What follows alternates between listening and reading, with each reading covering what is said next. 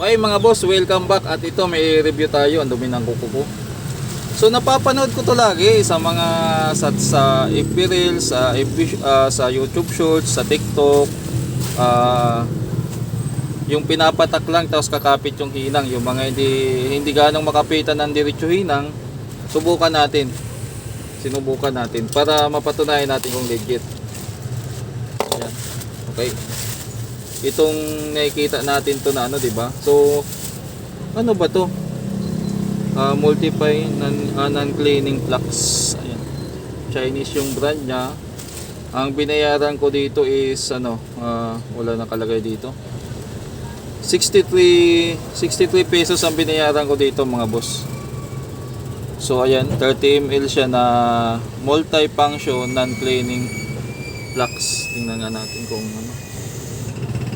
Paano bang discard nito? Ayun. Ay, natumba. May ano siya. Ayun, ito yung pinaka ano niya, butas niya. Ignorante tayo sa ganito mga boss. Hindi ako mahilig gumamit ng flux kasi okay naman yung mga ano. Kaya lang syempre, yung potentiometer, yun ang pinaka ano kasi kinikis-kis pa natin yun. Tingnan natin kung effective. Kung effective tong flux na to. Kung effective siya, di maganda.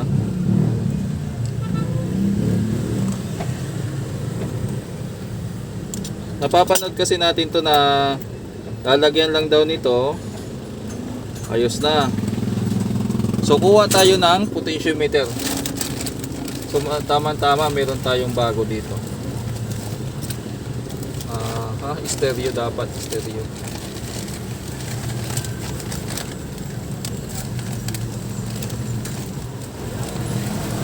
Kuha tayo ng dalawa. So tingnan natin kung kakapit talaga siya. Yung iba kasi dito sa cutter dito tayo kasi ito talaga hindi siya kinakapitan kapag hindi mo siya kinikis-kis, hindi gaano kumakapit yung ano. So take note, hindi ito sponsored, hindi tayo nagpo-promote. Kumbaga titingnan lang natin kung totoo yung sinasabi nila na ano. So hinahangan natin tong isa. So kung mapapansin nyo, hindi siya kumakapit yung hinang. Subukan natin na itong isa kasi ito baka sabihin na na-consume na. Dito naman tayo. Subukan natin na itong isa. Lalagyan ito. Na pinapatakan lang ata nito eh.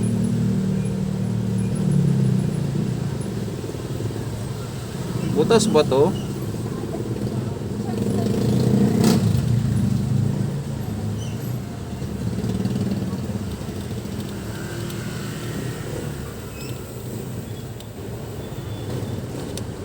So dahan-dahan lang ako kasi baka ka ako matapon ng ano, ng husto yung pinaka ano. So zoom natin. Ayan. Ayan. Tingnan natin kung ano, kung kakapit itong hihinang natin. Kung legit. Totoo mga boss. Totoo. Totoo siya, kumapit oh. Totoo. Kumapit siya. Legit. Kasi kung ididirekta mo lang dito yung panghinang, hindi talaga siya kumakapit, bumipilog lang. So ibig sabihin, yung nakikita natin dyan sa mga ano, takpan natin. Yung mga nakikita natin dito sa online, totoo naman talaga yung iba. Atas natin. Yan, totoo siya mga boss kasi ano sinubukan natin, kumapit talaga. So hindi naman para magsinungaling tayo dito. Parehas bago yan. Wala pang ano, kinapitan siya. So ibig sabihin yung mga ganitong flux ay totoo siya. Effective siya mga boss. Effective yung flux na to.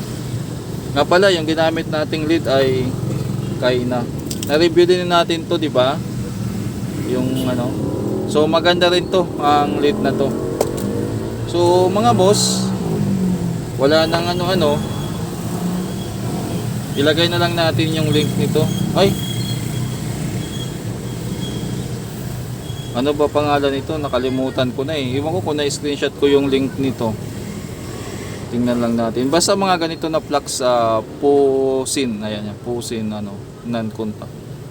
So, pwede na kayo mag-order kasi totoo talaga siya. Yung mga kuha tayo ng bago, hindi talaga kakapitan yung Hindi talaga kakapitan kapag kasi iwan ko dito kasi hindi talaga kinakapitan ng hinang. Pero ito maganda. Yun lang, mahaba na yung video natin. Legit talaga siya mga boss. Yung flux na to. Yan yung 30 ml. Yan, legit siya. Yan. Ito yung resulta niya.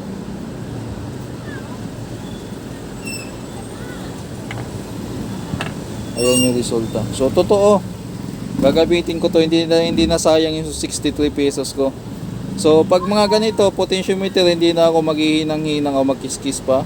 Pataka na lang tapos kakapit na siya. Okay? Siguro sa mga maduming circuit board, siguro maghanap lang ako ng ibang pero sa mga metal, maganda siya panghinang.